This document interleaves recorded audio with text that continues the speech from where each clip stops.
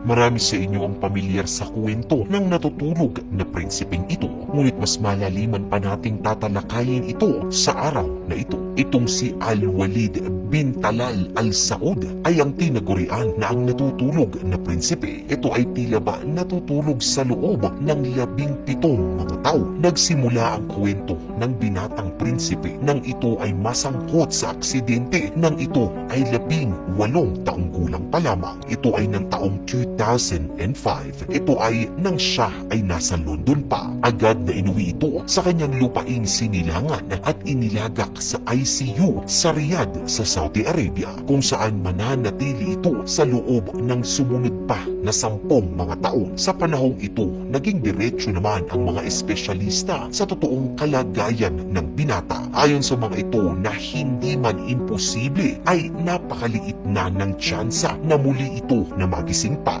at ang tanging bumubuhay na lamang sa kanya ay ang mga aparato na nakakabit sa katawan niya. Ngunit tumanggi ang pamilya. Ang prinsipe ay apo ng bilyonaryo na taga-Saudi na si Al-Walid bin Talal. Ayon sa ama ng prinsipe na si Prinsipe Khalid ay umaasa ito na gagaling pa ang kanyang anak. Dagdag nito na kung talagang nais ng Panginoon na pumanaw ang kanyang anak nang ito ay maaksidente, ay sana ito nga ay pumanaw na. Ngunit hindi naman ito ang iniloob ng Diyos Ama sa kanya. Makailang beses na kinumbinsi ang pamilya na pakawalan na nito ang prinsipe at patayin na ang mga makina. Ngunit paulit-ulit rin naman ang pagtanggi nila. Ayon sa ama na isang araw ay may milagro at ang kalusugan ng anak at buhay nito ay maibabalik din sa kanya. Ang Panginoon ay binabantayan ang kanyang kaluluwa mahigit sa lagpas 1 dekada na. Makakayanan nitong ibalik sa kanya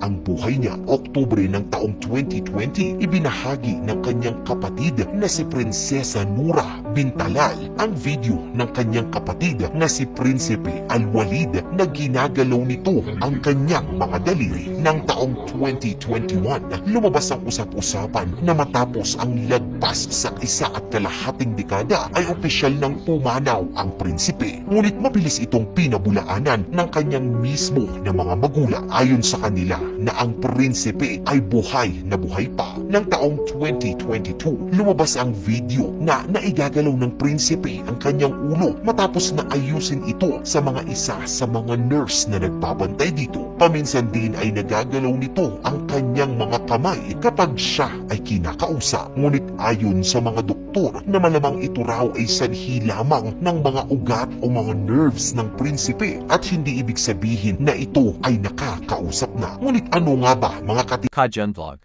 Coma. Ayon sa mga eksperto, ang coma o pagiging comatose ay ang estado o kalagayan kung saan ang isang tao ay hindi nakaka-response o nakaka-responde at hindi nagigising. Maaaring ito ay resulta ng pagkasira ng utak dahil sa sakit o sa injury. Maaari ding sanhi ito ng stroke, pagkalason, labis na pag-iinom ng alak o impeksyon sa utak katulad na lamang ng encephalitis at napakarami pa pong iba. Isa na dito ay ang aksidente na kinasangkutan ng natutulog na prinsipe ng Saudi. Sa ngayon nananatili ang pag-asa sa mga mahal nito sa buhay na sa tulong ng Diyos Ama na lumikha na siyang magdadala sa kanya ng himala. Muli magigising ang prinsipe at makababalik sa dati nito na huminto na buhay. Mga Kajan Vlog. kahit papaano ay mas naliwanagan pa po kayo sa kwento ng natutulog na prinsipeng ito. Maraming salamat po mga